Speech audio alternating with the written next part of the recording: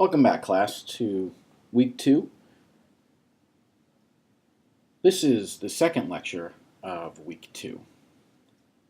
In the first lecture, we talked about different items around operations management, and specifically around value propositions. What I'd like to focus on in this section is really around some of the decision-making components.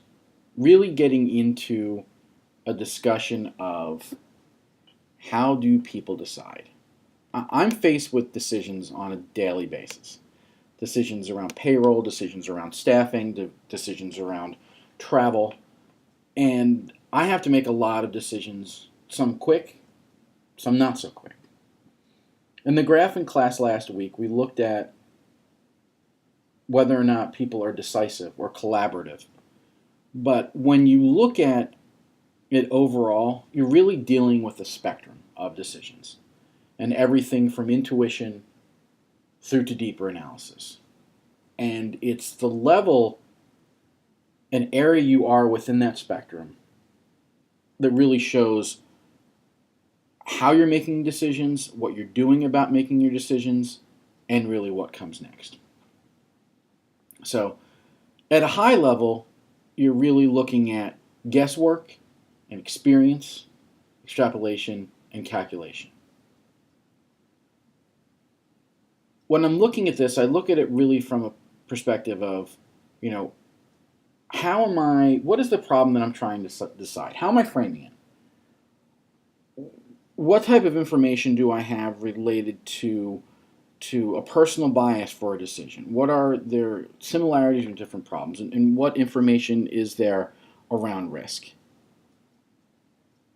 So if I'm looking at different situations, I'm looking at how I come at things from a different point of view. I hire people from lots of different backgrounds for the reason of getting their different viewpoints in terms of allowing me to make a decision.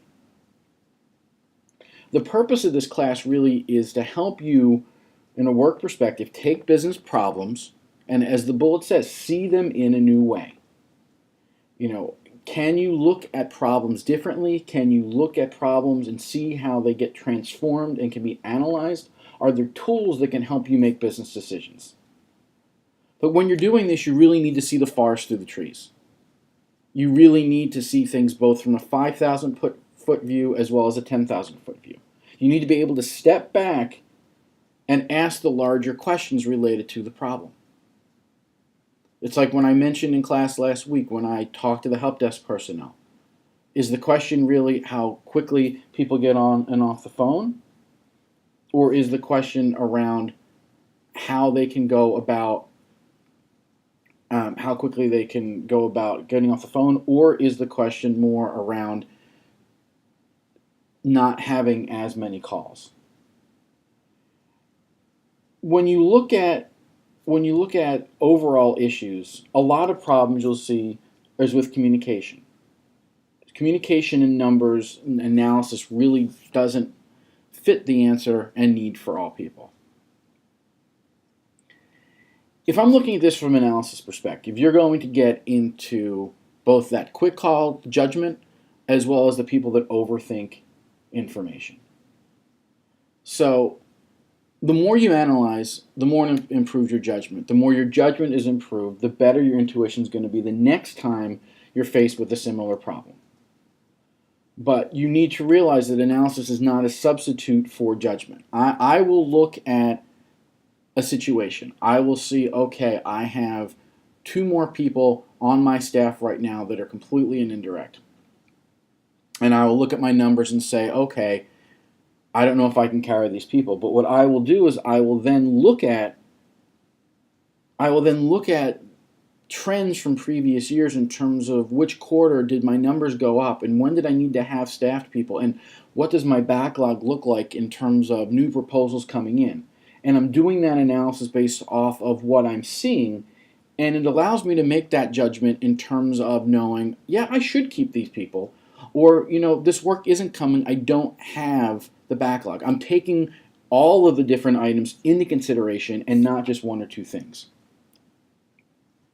So if I'm looking at core competencies, From a core competency perspective, the if I'm looking at an organization, what is distinguishing me? We talked about value proposition, but I'm looking at it from a company perspective. What is something that it gives me a competitive advantage over my rival?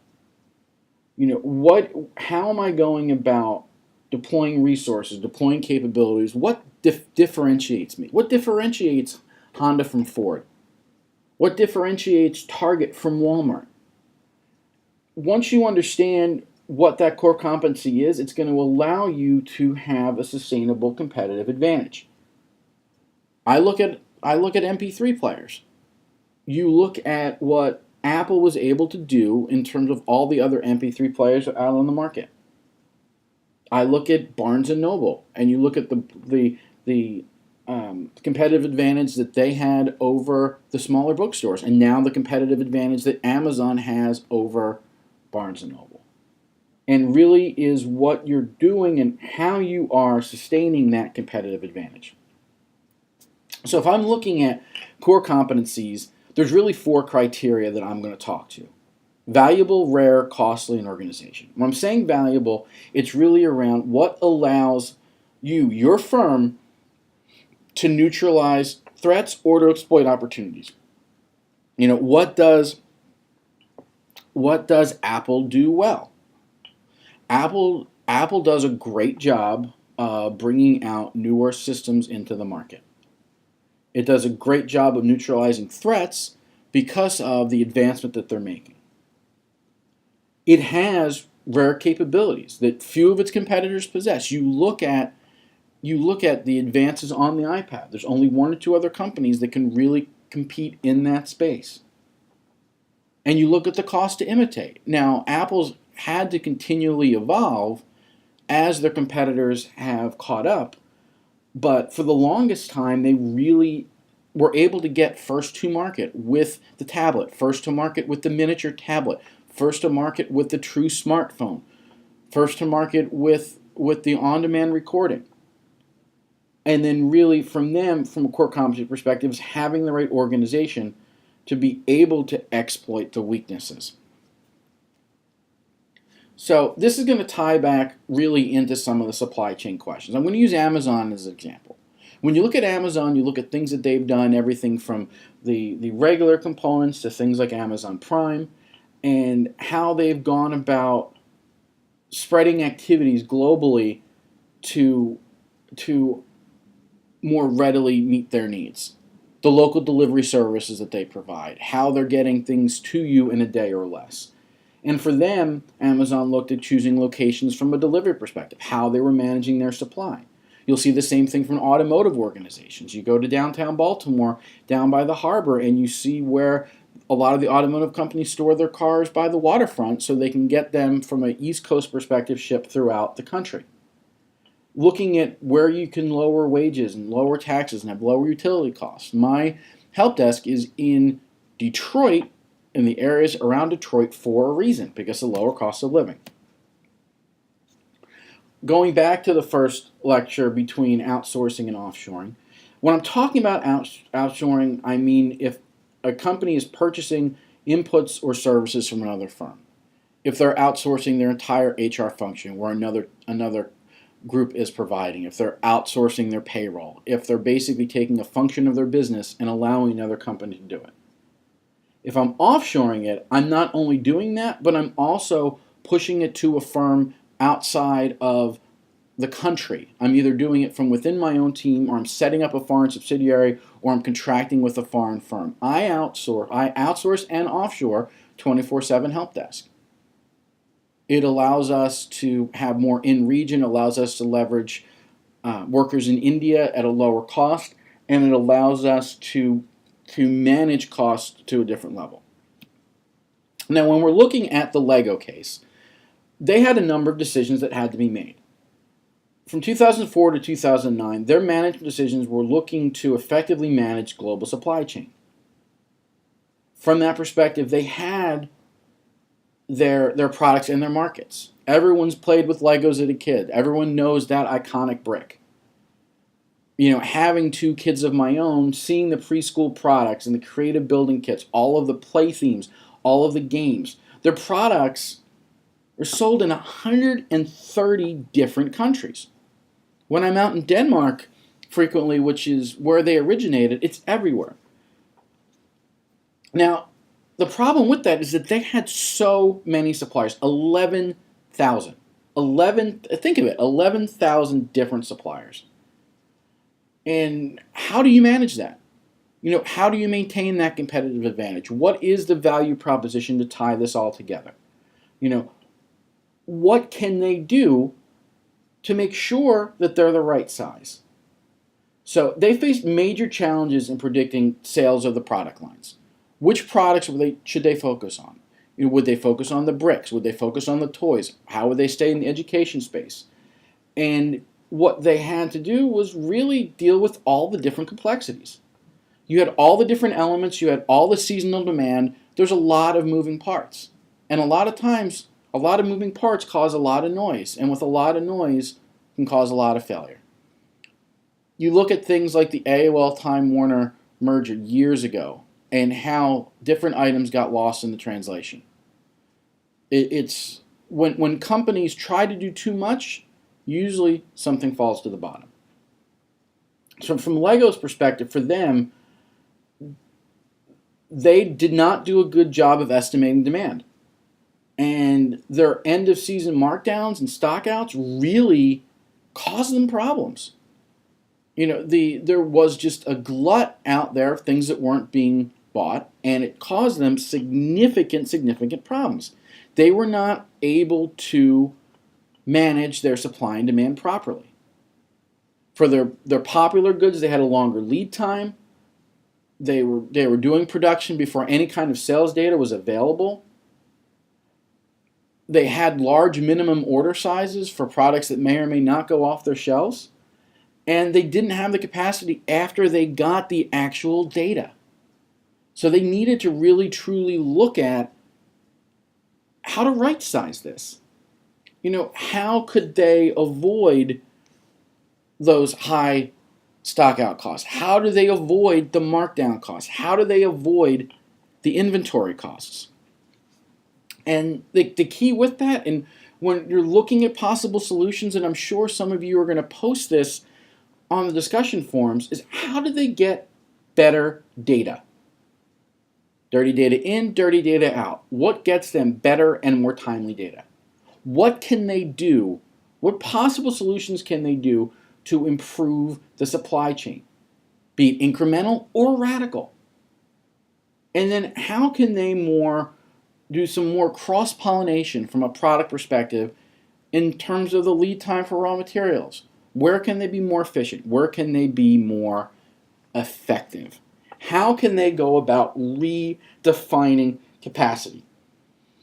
What are they doing from a speculative perspective and a reactive perspective? No one wants to always be the firefighter and going in to a blaze if you can put in the fire alarms that stop the fire from spreading.